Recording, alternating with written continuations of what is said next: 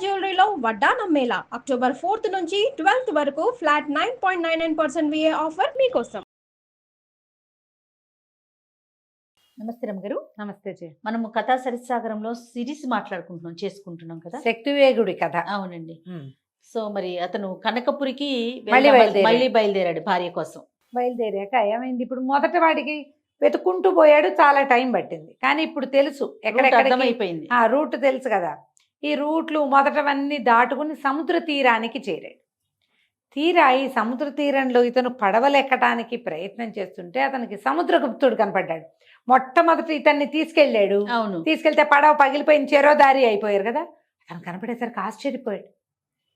వాళ్ళ పడవ పగిలిపోయింది కదా, నువ్వు ఎట్లా బతికావు అని అడిగితే, మిత్రమా ఇంకా మనకి ఆయుష్ ఉంది, ఆయుష్ వల్ల నేను బతికే ఉన్నాను. నేను ఆ రోజు పడవ పగిలిపోతే నువ్వేమో ఆ చెట్టు దీని పక్కకి వెళ్ళిపోయావు. నాకు ఒక పలక దొరికింది, నేను ఆ పలకను పట్టుకుని తేలుకుంటూ పోయాను. తీరా వెళ్ళగా వెళ్ళగా వెళ్ళగా ఒక పెద్ద పడవ కనపడింది నాకు. తీరా ఆ పడవ వాళ్ళు నన్ను రక్షించమని కేకలు పెడితే ఆ పడవ వాళ్ళు నన్ను పైకి తీశారు.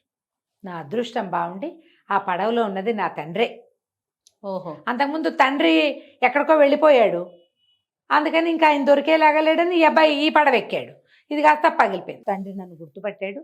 ఇదేమిట్రా నాయన, నేను బంగారం తీసుకొస్తానని నేను చెప్తే నువ్వెందుకు చేసావు అంటే, నేను ఇట్లా ఒక స్నేహితుడి కోసం ఈ సాహస కార్యం చేశానంటే నా తండ్రి నన్ను బాగా కేకలేశాడు. నువ్వు చూడు ఇటువంటి కొయ్య పలకతో మిగిలవు, నేను జాగ్రత్తగా వెళ్ళి ఇంత బంగారం తీసుకొచ్చాను నీకన్నాడు. బోలెడు బంగారం సంపాదించాడు నా తండ్రి. నేను ఆ ఆస్తితోటి హాయిగా ఇక్కడ విటంకపురం ఇక్కడే ఉన్నాను, మేము ఇక్కడ హాయిగా ఉన్నాము అని చెప్పాడు. చెప్పి సరే నువ్వు రా, నా దగ్గర ఉండు కానీ కొద్ది రోజులు అంటే ఇతను అడిగాడు, నేను ఆ కనకపురి మళ్ళీ వెళ్దాం అనుకుంటున్నా, ఎలా వెళ్ళాలి అంటే అతను ఏమన్నాడు, మళ్ళీ ఇక్కడి నుంచి కొన్ని పడవలు బయలుదేరుతున్నాయి, కుదిరితే నువ్వు ఆ పడవల్లో వేటిలోనే వెళ్దు కానీ అవి బయలుదేరడానికి సమయం పడుతుంది కదా, కొద్ది రోజులు మా దగ్గర ఉండు, మన ఇద్దరం చాలా స్నేహంగా ఉండేవాళ్ళం సముద్రంలో, ఇప్పుడు కింద కూడా భూమి మీద కూడా నా ఆతిథ్యాన్ని నువ్వు రుచూద్దు కానీ ఉండమన్నాడు. ఉండమంటే ఇతనికి ఒక బంధువులు ఉన్నాడు కదా, వాళ్ళ మేనమావ కొడుకు కూడా ఈ ఊళ్ళో కనపడ్డాడు. ఆ బంధువుని పలకరించొద్దామని ఊళ్ళోకి బయలుదేరాడు. వెళ్తుంటే ఏమైంది, ఇతను ఒక దాసరాజుతో కలిసి వెళ్ళాడు కదా రెండోసారి. వెళ్ళినప్పుడు ఏమైంది, ఒక పెద్ద చెట్టు మర్రి చెట్టు, ఆ మర్రి చెట్టు కింద అతను అగాధంలో పడిపోయాడు. వీడేమో మర్రి చెట్టుని పట్టుకుని తప్పించుకున్నాడు. ఆ దాసరాజు యొక్క కుమారులు కనపడ్డారు. కనపడి వాళ్ళల్లో ఒకడు పలకరించాడు, నువ్వు శక్తిదేవుడు కదా, ఫలానా ఊరి నుంచి వచ్చిన బ్రాహ్మడివి, మా నాన్నతో కలిసి సముద్రయానానికి వెళ్ళావు కదా నువ్వు అని పట్టుకున్నారు. పట్టుకునేసరికల్లా ఇతను అవునవును అనేసరికి, మరి నువ్వు వచ్చావు మా నాన్న ఏడన్నారు వాళ్ళు. కాదు, మేము ఇట్లా సముద్రంలో ప్రయాణం చేస్తున్నప్పుడు మాకు పెద్ద మర్రి చెట్టు కనపడింది, దాని పక్కన ఒక అగాధం ఉంది, నేను తప్పించుకున్నాను, మీ తండ్రి అగాధంలో పడిపోయాడు ఆనంగానే హాత్తేరి. మీరు ఇద్దరు ప్రయాణం చేస్తుంటే ఒకడు అగాధంలో పడి రెండోవాడు ఎట్ట బతుకుతాడు, నువ్వు బతికి జవసత్వాలతో శుభ్రంగా ఉన్నావు, మా నాన్న ఎట్టా చచ్చిపోతాడు, నీ వల్ల కదా మా తండ్రి వచ్చాడు, పనిమాల ఆయన్ని వెతుక్కుంటూ వచ్చావు నువ్వు, పట్టు పద, నీ సంగతి ఎట్లా కాదు, మేము చండికాలయానికి తీసుకుపోతాం, నిన్ను ఎలాగైనా సరే చండికకి బలిస్తే కానీ మాకు కుదరదు అని చెప్పి ఇతన్ని ఈ చుట్టాలయాన్ని చూడకుండానే సముద్రగుప్తుడికి తెలియకుండానే శక్తివేగుడిని ఈడ్చుకుపోయారు.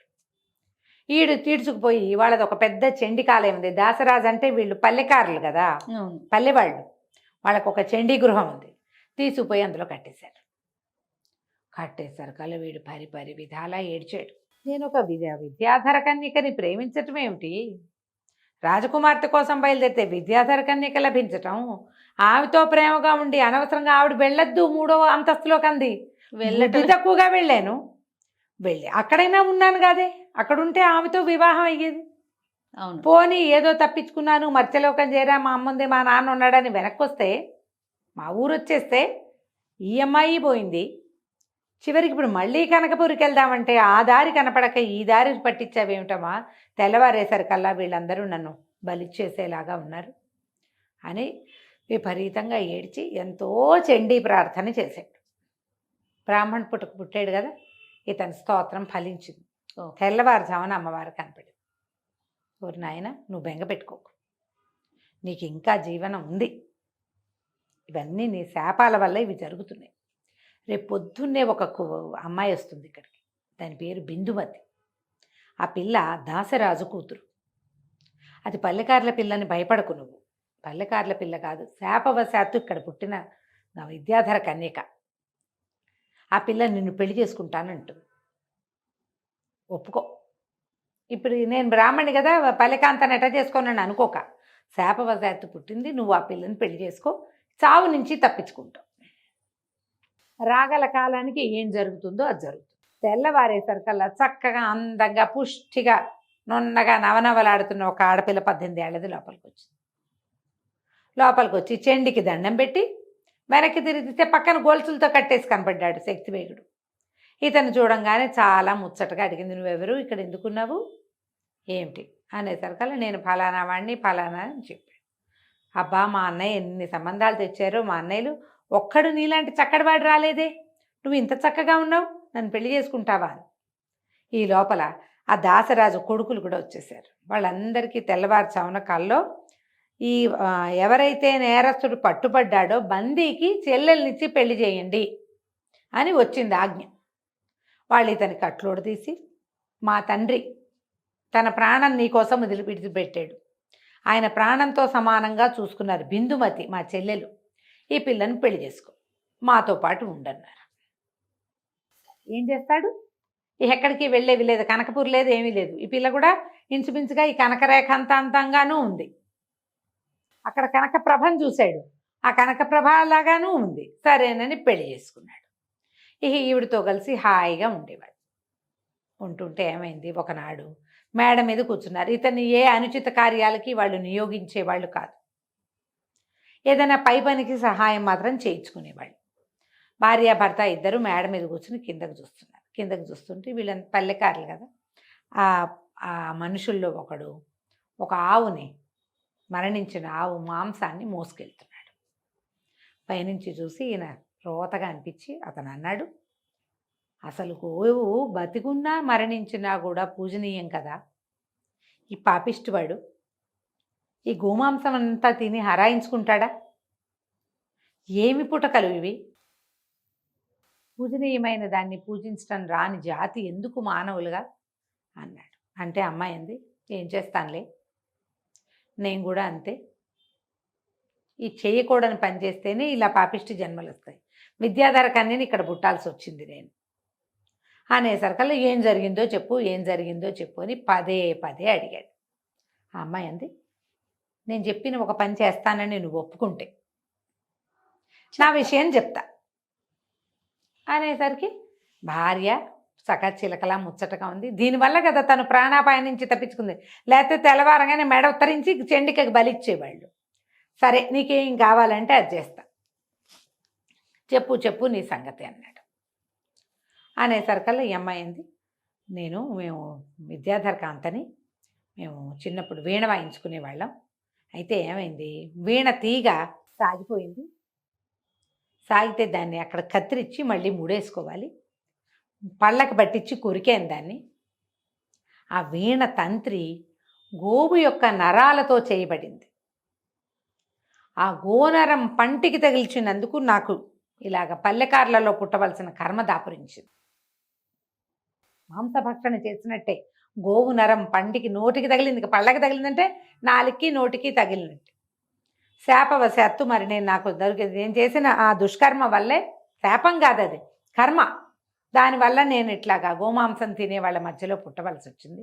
అవడానికి విద్యాధర కాంతని చూడు, ఇట్లా ఈ పని చేసినందుకే, ఆ చిన్న పొరపాటుకే తెలియక చేసినందుకే నాకు ఇది వస్తే, తెలిసి ఈ గోమాంసం తినే వాళ్ళ కర్మ ఏమవుతుందో అన్నది. అయ్యో అలాగా, నువ్వు విద్యాధర కన్యకవా, అదే ఇదే అన్నాడు. అన్నాక నీకేదో కావాలన్నావు, ఏం కావాలి అని అడిగాడు.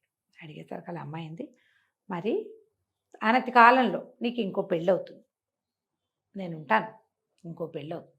కొన్నాళ్ళకి ఆ అమ్మాయి గర్భవతి అవుతుంది. తను ఆశ్చర్యంగా వింటున్నాడు, దీనికి ఎట్లా తెలుసు? గర్భవతి అయ్యాక 8వ నెల వచ్చాక దాని గర్భం ఛేదించి ఆ పిండాన్ని తెచ్చి ఇవ్వాలి నాకు అన్నది.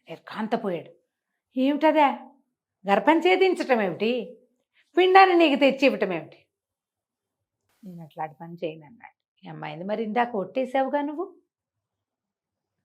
నాతో నీ విషయం చెప్పించడానికి నువ్వు ఒట్టేసావు, నువ్వు ఒప్పుకున్నావు, చేసి తీరాలి. అయితే ఇతనేమనుకున్నాడు, సింధుంపదేగా ఇదేమిటో విచిత్రమైనవన్నీ అడుగుతోంది, నేను ఎవరినో పెళ్లి చేసుకోవటం ఏమిటి, దానికి గర్భం రావటం ఏమిటి, గర్భ విచ్ఛత్తి, నా భార్య యొక్క గర్భాన్ని నేనే విచ్ఛత్తి చేసి పిండాన్ని తెచ్చి దీనికి ఇవ్వటం ఏమిటి అనుకుని, సరే మనకు వివాహం ఎప్పుడవుతుందో చూద్దాం. ఇవి నవీన్ వివాహం మాత్రం తప్పదు అని చెప్పి సరే ఊరుకున్నాడు, చూద్దాం అనుకున్నాడు. కొద్ది రోజులు గడిచాక ఒకనాటి సాయంకాలం భార్యాభర్త కూర్చుని ఉంటే బావమరుదులందరూ పరిగెత్తుకొచ్చారు. నువ్వు తాపీగా కూర్చున్నావు, పెద్ద పంది వచ్చేసింది ఊళ్ళోకి, మా ఒక్కళ్ళ వల్ల కాదు, ఏదైనా పెద్ద ఆయుధం పట్టుకుని విల్లు ధనుస్సు పట్టుకుని రా నువ్వు. వీళ్ళేమో ఒట్టిగా కత్తి కటారు, వాళ్ళు శక్తివేగుడేమో బాణం వేయగలిగిన వాళ్ళు. అనేసరికల్లా ధనుస్సు పుచ్చుకుని దిగాడు, పరిగెత్తేసరికల్లా పెద్ద పంది, ఎంత పెద్దదో, ఎంత వీళ్ళు కర్రలు విసిరినా దానికి తగల, దాన్ని కొట్టలేకపోయారు. ఇతను ఏం చేశాడు, పరిగెడుతూనే ధనుస్సుకి బాణం సంధించి బాణం వేసి కొట్టాడు. ఆ పంది, బాణం తగిలిన పంది ఒక కొండ గుహలోకి వెళ్ళేసరికల్లా వీళ్ళంతా ఏమన్నారు, నువ్వు కొట్టావు, అది లోపలికి వెళ్ళి పడిపోయి ఉంటుంది, వెళ్ళి చూసిరమ్మన్నారు. వాళ్ళంతా బయట ఉండిపోయారు. ఇతను గుహలోకి వెళ్ళాడు. ధైర్యస్తుడు, అతను తెంపరివాడుగా లోపలికి వెళ్ళిపోయాడు. గుహలోకి వెళ్తే గుహ అంతా చీకటి, లోపల నుంచి ఒక రకమైన గుర్రు అది వినపడుతోంది. ఒక నిమిషం అయ్యాక గుర్రు కూడా ఆగిపోయింది. అంటే పందికి దెబ్బ తగిలి అది గూర్నిస్తూ లోపలికి వెళ్ళి మరణించుంటుంది. ఇతను లోపలికి నడిచేసరికి లోపల నుంచి అద్భుత సౌందర్యవతిగా ఉన్న ఒక 18 ఏళ్ల పిల్ల బయటకు వచ్చింది. చెడిపోయాడు అతను. ఎవరు నువ్వు అన్నాడు. అనేసరికల్లా అమ్మాయి అంది, నేనేం చెప్పను, ఒక విద్యాధర రాజకుమార్తెని. ఉత్తుంగభుజుడు అనే ఒక రాక్షసుడు నన్ను ఎత్తుకొచ్చాడు. వాడు పంది రూపంలో తిరుగుతూ ఉంటాడు. మా తండ్రికి తెలీదు, దక్షిణ దిశకి రాజు మా నాన్న. ఇతను నన్ను ఇక్కడ దాచిపెట్టాడు. అయితే ఇప్పుడు పంది రూపంలోనే తిరుగుతాడు అతను. అమ్ము తగిలి లోపలికి వచ్చేసాడు. అతను మరణించాడు, నేను ప్రాణాలు దక్కించుకుని బయటకు వచ్చేసానని అనేసరికల్లా ఈ అబ్బాయి అన్నాడు, నేనే కొట్టాను ఆ పందిని అన్నాడు. ఆ పిల్ల చాలా సిగ్గుపడి, నన్ను రక్షించటానికి నన్ను చెరపట్టిన వాడిని అంబుతో కొట్టిన వాడే నా భర్త అని నాకు చెప్పబడింది. నువ్వే బాణం వేసి కుట్టావు కాబట్టి నువ్వే నా భర్తవి. ఈ అమ్మాయి పేరు బిందురేఖ. బిందురేఖ. సరే, ఆ అమ్మాయిని తీసుకొచ్చుకున్నాడు. తీసుకొచ్చాక ఏం జరిగిందో మనం వచ్చే భాగంలో తెలుసుకుందాం. తప్పకుండా రమ్మగారు. నమస్తే. నమస్తే చెప్పు.